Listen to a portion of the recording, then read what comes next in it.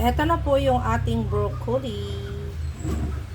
Ayan, yung ating gulay. Mas marami pang sahog kaysa sa gulay.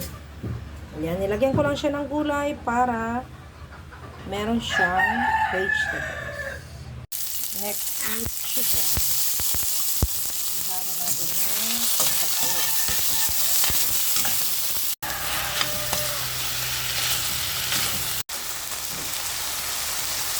Red, chili red, ihulog na natin.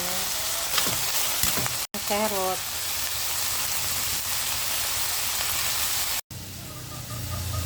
Broccoli.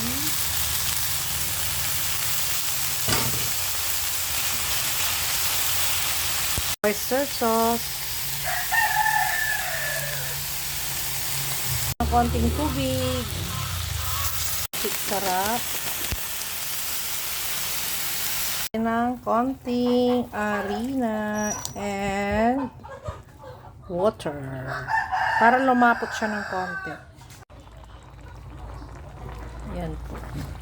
Para malapot ng konti. Na po yung ating gulay. Tapos na po. Ito yung ating manok. Nilagyan ko siya ng broccoli para may konting gulay. Ayan, para mas sasarap po siya.